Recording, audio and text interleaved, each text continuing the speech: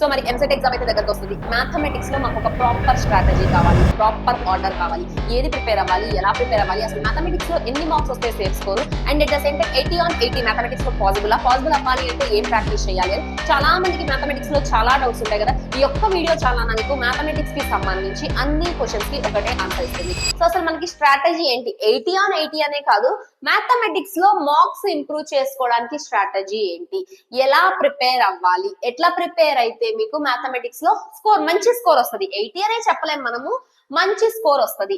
First thing ఒకటి గుర్తుపెట్టుకోండి అమ్మా, మ్యాథమెటిక్స్ లో మీకు 80 క్వశ్చన్స్ వస్తాయి, first year second year concepts అంతా కలిపి, రైట్? గుర్తుపెట్టుకోండి, EAMCET exam is all about time.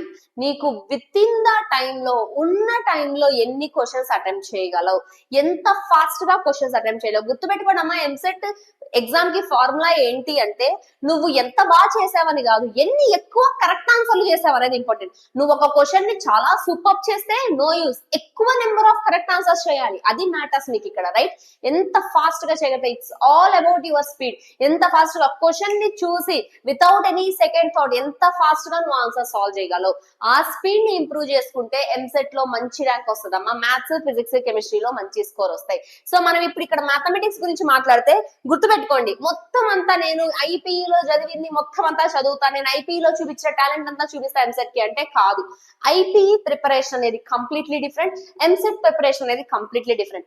EAMCET easy అనేది ఒకప్పటి జమానా మాట అమ్మ, ఇప్పుడేమీ ఎంసెట్ ఈజీ లేదు, కాంపిటీషన్ చాలా పెరుగుతుంది, పేపర్స్ బాగానే టఫ్ వస్తున్నాయి. సో ఎంసెట్ ఈజీ, నేను అన్ని ఆప్షన్లు ఏలు పెడతా, అన్ని ఆప్షన్లు బీలు పెడతా, అన్ని ఆప్షన్లు సీలు పెడతా, అన్ని ఆప్షన్లు డీలు పెడతా, నాకు ఆన్సర్లు వచ్చేస్తాయి అని అయితే అనుకోబాకండి, ర్యాంకులు రావు.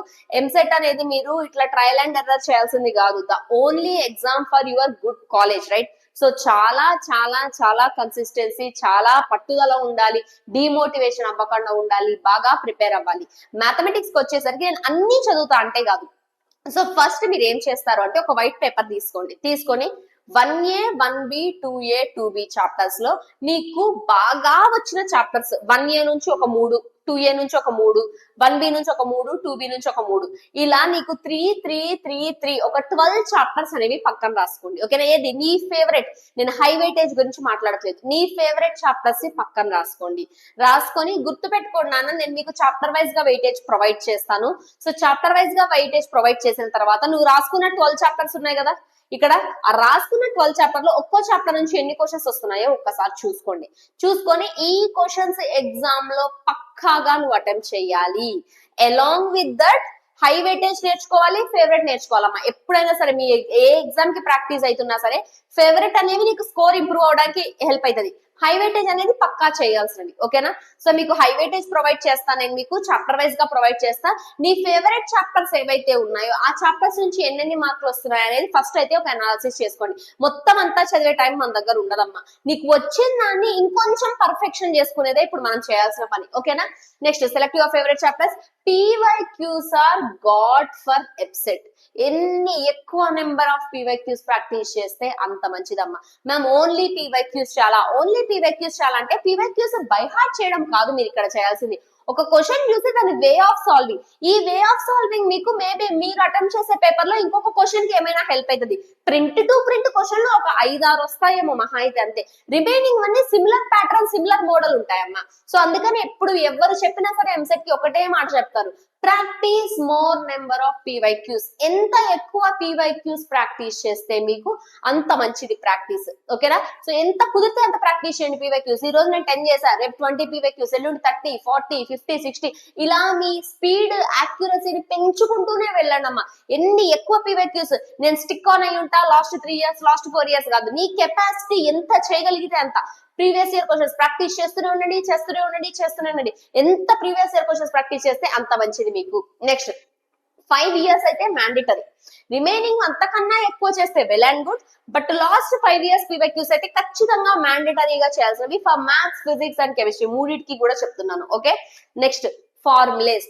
మ్యాథమెటిక్స్ లో ఫార్ములా రివిజన్ అనేది చాలా ఇంపార్టెంట్ అమ్మా. కొన్ని క్వశ్చన్స్ ఉంటాయి మీకు డైరెక్ట్ ఫార్ములా బేస్డ్ క్వశ్చన్స్ వస్తాయి. స్పెషల్ గా జామెట్రీ లాంటి చాప్టర్ లో డైరెక్ట్ ఫార్ములా బేస్డ్, నువ్వేదో పెద్ద క్యాలిక్యులేషన్ చేయక్కర్లేదు, నీకు ఫార్ములా ఐడియా ఉందా, apply that formula you get the answer. Even కొన్ని క్వశ్చన్స్ అయితే డైరెక్ట్ గా ఫార్ములాస్ అడుగుతాడు మ్యాథ్స్ లో. సో ఫార్ములాస్ రివిజన్ అనేది ఖచ్చితంగా ఉండాలి. ఎవ్రీడే ఒక 1 hour లేదా 45 minutes పెట్టుకొని నీకు మ్యాథమెటిక్స్ లో రోజుకు ఒక చాప్టర్ ఫార్ములా రివైజ్ చేయండి. Apart from practice, apart from classes, apart from your PYQ practice, every day ఒక 45 minutes or 1 hour only for formula revision. ఈ రోజు స్ట్రైట్ లైన్స్, రేపు సర్కిల్స్, ఎల్లుండి ఇంటిగ్రేషన్, తర్వాత ట్రిగనోమెట్రీ, అలా రోజుకు ఒక 45 minutes only for formula revision. ఇంకోటి ఫార్ములాస్ బై హార్ట్ చేస్తే సరిపోదమ్మా. ఒక క్వశ్చన్ చూడగానే ఆ క్వశ్చన్ కి ఏ ఫార్ములా అప్లై చేయాలి అని తెలియగలగాలి. అది తెలిస్తే చాలు.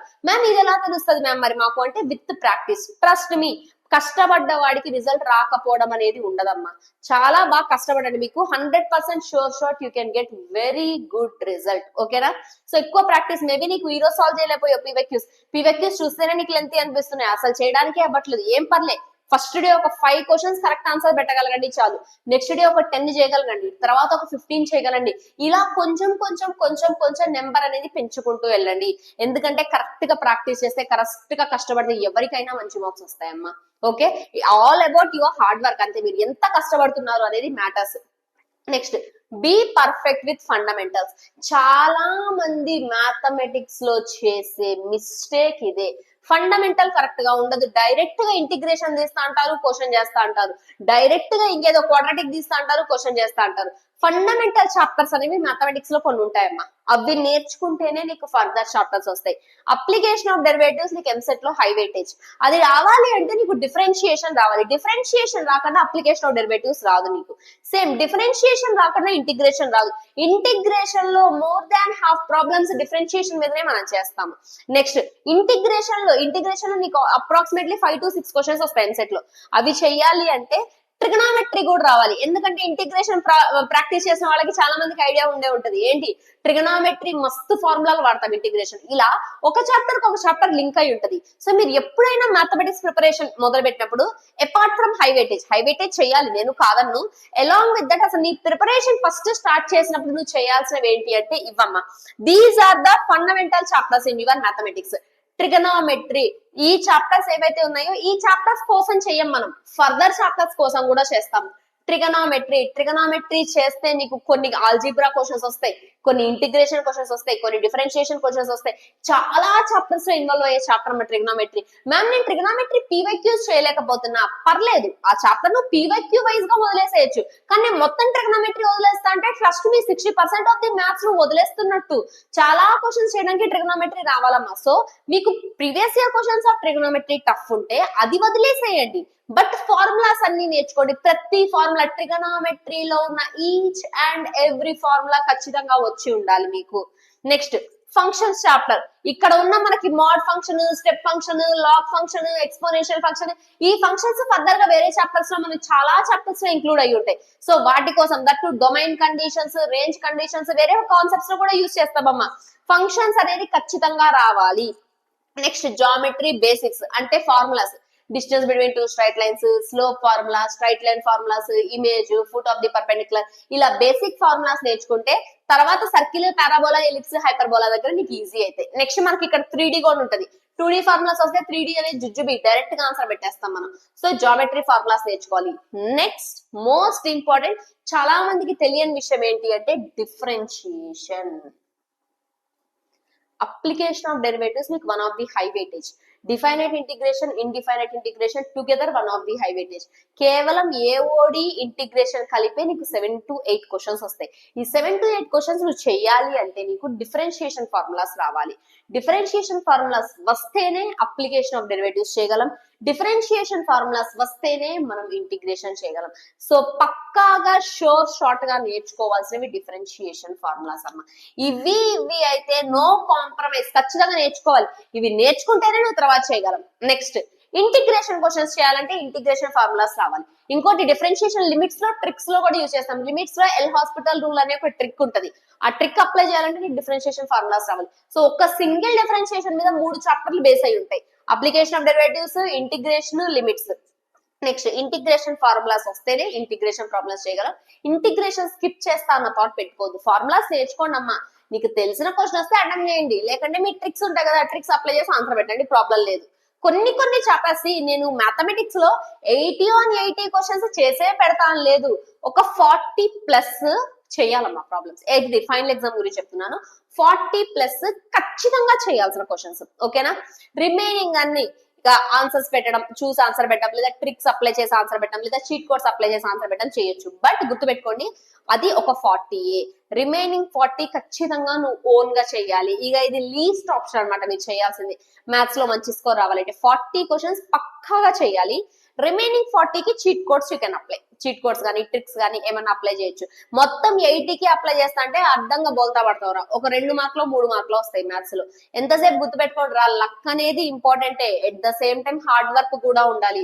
ఓన్లీ లక్ తో రిజల్ట్స్ వచ్చాయి అంటే నమ్మబాకండి. మా సీనియర్ అంతే చీట్ కోడ్స్ అప్లై చేసాడంట, మా జూనియర్ అంతే రాశాడు, నేను అంతే రాస్తాను, అలాంటివి పెట్టుకోవద్దమ్మా. మీరు హార్డ్ వర్క్ ని నమ్ముకోండి, ఖచ్చితంగా వస్తాయి. ప్రాక్టీస్ చేయండి. నాకు మ్యాథ్స్ ఏమీ రాదు, నేను డిమోటివేట్ అయిపోతాను, నేను ఓన్లీ ఇప్పటిదాకా ఐపీకే ప్రిపేర్ అయ్యా, మనకి 30 డేస్ సరిపోతాయా అంటే ఎస్ ఎనఫ్. ఖచ్చితంగా జాగ్రత్తగా ప్రాక్టీస్ చేయండి. షోర్ మీకు 30 డేస్ ఎనఫ్. ఇంకా మీకు యాడ్ ఆన్ కావాలి అంటే మీకు వేదాంతులో అన్స్టాపబుల్ అనేది ఎంసెట్ క్రాష్ కోర్స్ స్టార్ట్ అయిందమ్మా. ఇది మీకు వేదాంతు యాప్ లో అవైలబుల్ ఉంటుంది. ఇప్పుడు జాయిన్ అయినా పర్లే, మీకు అయిపోయిన క్లాసెస్ ఏవైతే ఉన్నాయో రికార్డెడ్ ఫార్మాట్ లో అవైలబుల్ ఉంటాయి. నెక్స్ట్ లైవ్ లెక్చర్స్ ఏవైతే ఉన్నాయి, ఎవ్రీడే మీకు మ్యాథ్స్, ఫిజిక్స్, కెమిస్ట్రీ క్లాసెస్ అనేవైతే జరుగుతాయి, ఓకేనా. అది పెయిడ్ కోర్స్. ఇఫ్ నాకు ఎంసెట్ కి యాడ్ ఆన్ కావాలి అంటే మంచిగా ఇంట్లో కూర్చొని అన్స్టాపబుల్ తీసుకొని ప్రిపేర్ అవ్వచ్చు, ఓకే.